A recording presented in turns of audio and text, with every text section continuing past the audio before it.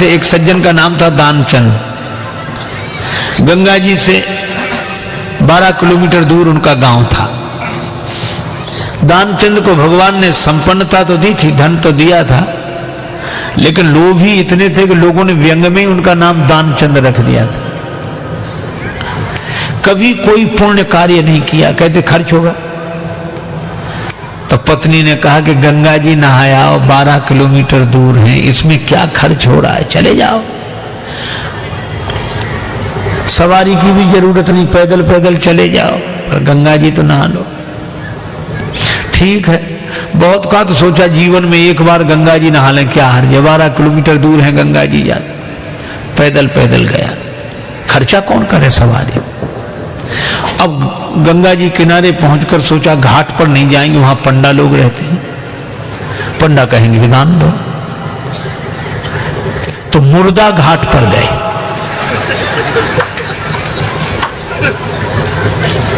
अब मुर्दा घाट तो खाली रहता, कभी कभी कभी कभी दुनिया में अपने घर में कोई सीट खाली करता है तो मुर्दा घाट भरता है, बाकी तो खाली है। सोचा ये ठीक, न पंडा का झंझट, न दान का, न पुण्य का। गए सो कपड़े उतारे, उधर उधर देखा कोई नहीं है, सोचा डुबकी लगा ले। सो जैसे ही प्रवेश किया, डुबकी लगाई। अब कथा बड़ी सुंदर है, भगवान को हंसी लगी कि इतना लोभी आदमी नहीं देखा। तो भगवान ने सोचा कि चलो आज हम इसको छकाते हैं। तो दानचंद ने देखा इधर उधर कोई नहीं था, पर गंगा जी में जैसे ही डुबकी लगा के और बाहर निकले, वैसे ही पंडा के रूप में भगवान उपस्थित। यजमान की जय हो।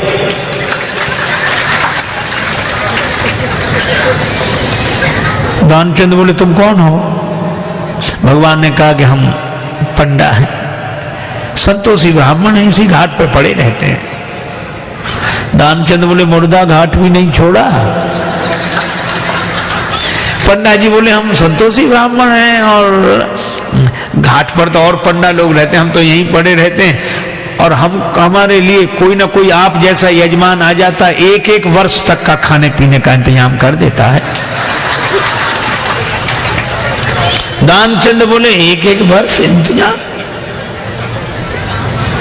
हम एक दिन का भी नहीं कर सकते, एक समय का भी नहीं। पंडा जी बोले कोई जबरदस्ती थोड़ा ही है, आपकी जैसी श्रद्धा हो, कुछ ना कुछ तो देना पड़ेगा। दानचंद बोले हमने आज तक नहीं दिया। पंडा जी बोले आज तो देना पड़ेगा। तो अब सोचा क्या करें, बोले उधार दे रहे हैं। उधार? हाँ। कितना? बस वो एक धेला, उन दिनों चलता था, एक धेला, बस 1 पैसा। भगवान ने कहा चल दिया, तो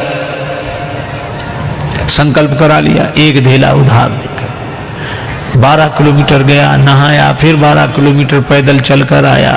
शाम होने को आई, थका हुआ दानचंद बेचारा घर में भीतर सोने ही जा रहा था। तब तक दरवाजे पे आवाज आई, यजमान की जय हो। दानचंद का देखो कौन है। पत्नी बाहर गई, देख कर आई और बोली किसी पंडा से कुछ देने के लिए कहे आए थे? दानचंद ने कहा था। बोले आ गए, बाहर ही है। दानचंद बोले आ गया वो? हाँ। दानचंद बोले कि कह दो कि अभी दानचंद बीमार हैं, 2-4 दिन बाद आना। पत्नी ने कहा कि वो तबीयत खराब हो गई, वो बीमार ज्यादा है, आप 2-4 दिन बाद आना। पंडा जी बोले दान मिले चाहे ना मिले, पर हमारे संकल्प में वो हमारे यजमान बीमार हो, ऐसे संकट के समय यजमान को छोड़ना धर्म नहीं। हम भी यहीं रहेंगे जब तक वो स्वस्थ नहीं हो जाते, यही इंतजाम कर दे। आप तो सामग्री ला दो, हम तो बना लेंगे अपने हाथ से भोजन। पत्नी ने फिर जाके कहा, पर दानचंद भी अद्भुत आदमी, कहने लगा नहीं जा रहा ना, वो कह रहे यहीं रहेंगे जब तक बीमार रहोगे। दानचंद बोला तो कह दो मर गए हो।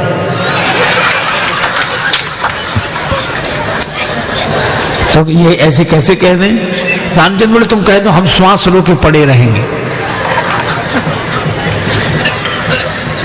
पत्नी ने झूठे जाकर रोते हुए अभी अभी चले गए, वो समाप्त हो। पंडा जी बोले चले गए, मर गए। अरे राम राम, लेकिन यजमान का जब तक अंतिम संस्कार ना हो जाए हम कैसे जा सकते? और तुम कहां बुलाती फिरोगी लोगों को, गांव इतना बड़ा, हम ही सबको खबर किए देते हैं। अब पत्नी बहुत को सुनो सुनो पंडा जी, तब तो अमित रूप प्रगटेते ही काला, पूरे गांव में कह दिया कि दानचंद चले गए चले गए।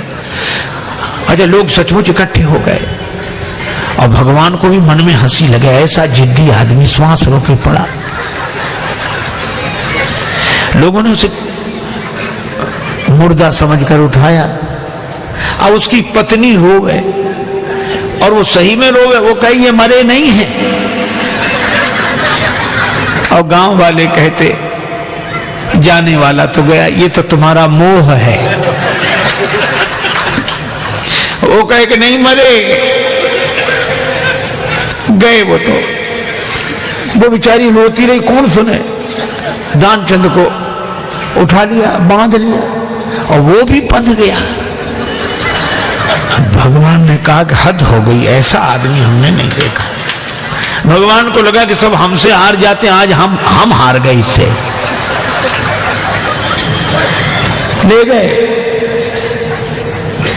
चिता पर रख दिया, अग्नि लगने वाली थी। भगवान ने कहा मर जाएगा लेकिन देगा नहीं कुछ। तो भगवान ने कहा कि यजमान के कान में हम कुछ मंत्र बोलेंगे। हाँ ठीक है। सो भगवान ने कान में कहा, आया हूं बैकुंठ से तुम हित नाता जोड़। भगवान ने कहा कि हम हार गए, हम भगवान हैं, बैकुंठ से आए, तुम्हारे नाता हमने जोड़ा।